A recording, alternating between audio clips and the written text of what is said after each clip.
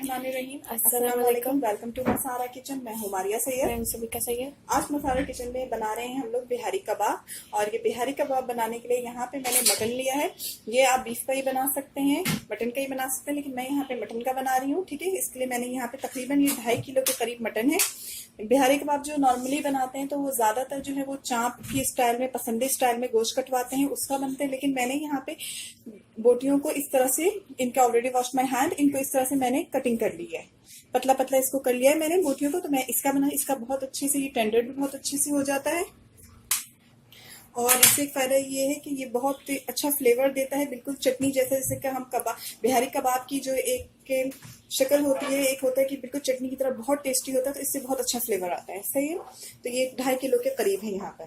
अच्छा, इसमें जाएगी 1 पाव दही। ये दही देखिए मैंने बिल्कुल बिना पानी के दही ली है। आपने शॉप वाले से कहना है उसमें सिर्फ ऊपर की मलाई हटा के आपको बिल्कुल थिक सी दही देनी है। अगर आपके दही में पानी है तो आप इसको एक मलमल के कपड़े में लेके पानी को ड्रेन कर लें। ठीक है, छान लें और बिल्कुल पानी हटा दो उसमें से। यहाँ पे 1 पाव पूरी ये दही है। नमक इसमें हस्बे ज़रूरत जाएगा।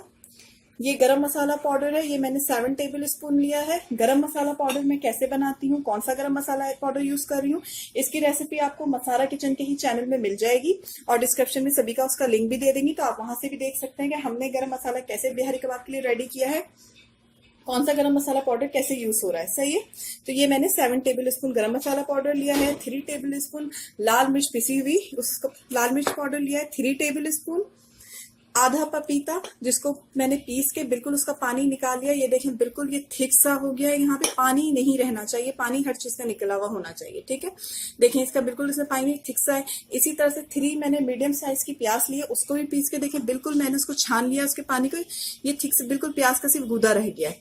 अदरक लहसुन जो है ये मैंने 4 टेबल स्पून लिया है। इसमें भी पानी देखें बिल्कुल पानी नहीं है, पानी मैंने खत्म कर दिया, निकाल लिया इसका। इसमें जाएगा 1 अंडा, थोड़ा सा ये यहाँ पे जर्दे का रंग, ये मैं थोड़ा सा कलर के लिए यूज करूंगी। और इस सबसे स्पेशल जो इसमें बिहारी कबाब में जो यूज होता है वो ऑयल में यूज होता है सरसों का तेल। इसे कड़वा तेल भी कहते हैं, सरसों का तेल भी कहते हैं।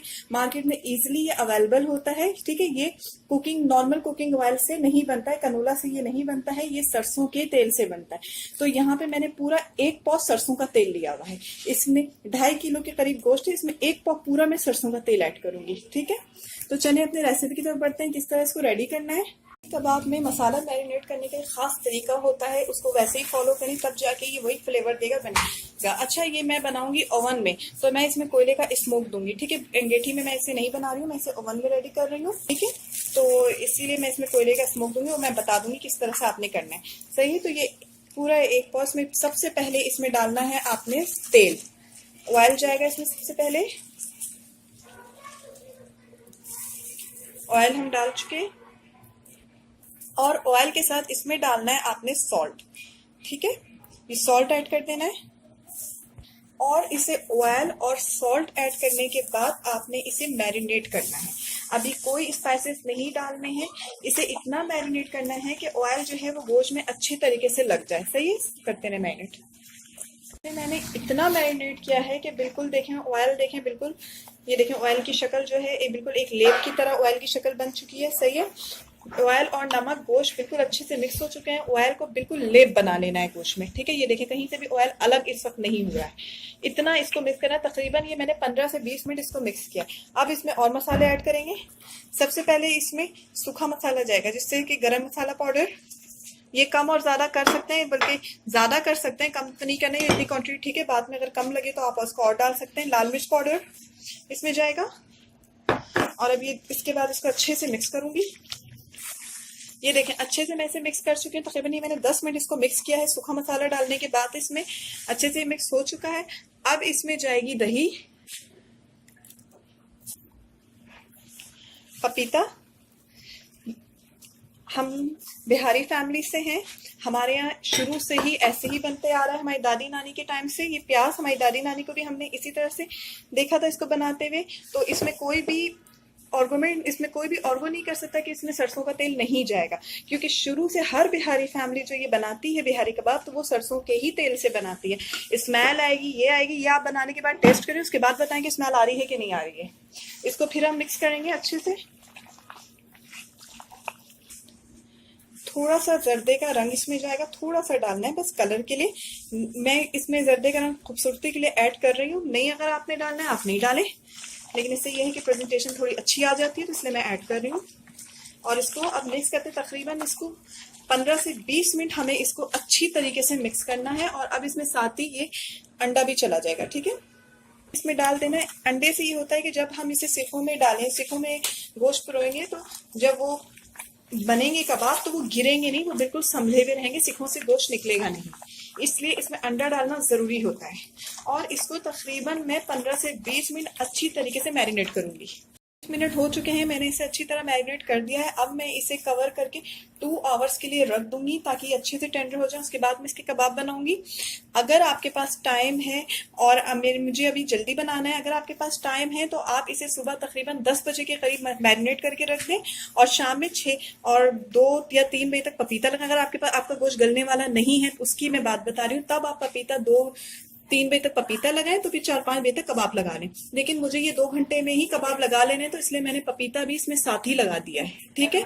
क्योंकि पपीता बहुत जल्दी गोश्त को गला देता है, इसलिए मैंने साथ ही सब डाल दिया। और 2 घंटे के बाद 2 घंटे के लिए मैं इसे रेस्ट दूंगी, उसके बाद फिर मैं इसके कबाब बनाऊंगी। 2 घंटे हो चुके हैं, अब इसे हम सिखों में लगाएंगे। एक बात मैं यहाँ पे और बता दूं जो सबने बताना भूल गई थी कि गोश्त चाहे जितना भी गलने वाला हो, जितना भी अच्छा, पपीता आपने जरूर डालना है। बेशक आप लगाते हो तो पपीता ऐड करें, पिसा हुआ पपीता, पर पपीता आपने जरूर डालना है, क्योंकि पपीते से बिहारी कबाब में एक फ्लेवर आता है और वो फ्लेवर बिना पपीते के नहीं आता है। सही है, तो इसे मैं इस तरह से सारी सिखों में लगा लूंगी।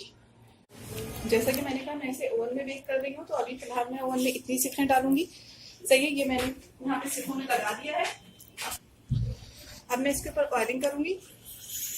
ऑयल आप कोई सा भी कर सकते हैं, कनोला में कोई सा भी ऑयल, कुकिंग ऑयल ले लें, कोई जरूरी नहीं है कि सरसों का तेल, बल्कि इस वक्त इसमें सरसों का तेल नहीं लगाना है, सरसों का तेल जस्ट इसमें अंदर ऐड करना है।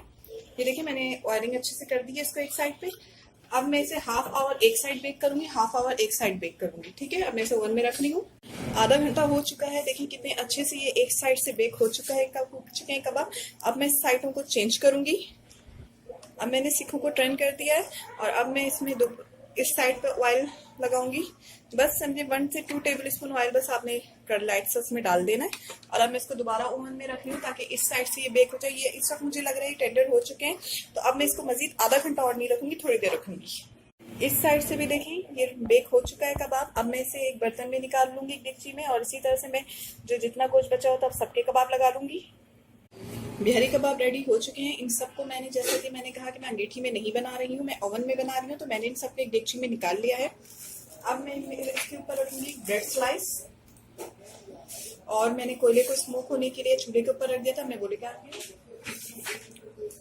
कोयलों को रख दें स्लाइसेस पे। चलिए रखे हो चुके हैं।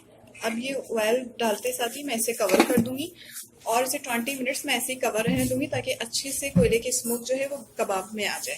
फिर आपको इसको सर्व करके दिखाते हैं। मजेदार बिहारी कबाब रेडी हो चुके हैं। इसके साथ ही हमें दुआओं में याद रखिए। मैं हूँ मारिया सैयद। मैं हूँ सबिका सैयद। अल्लाह हाफिज। अल्लाह हाफिज।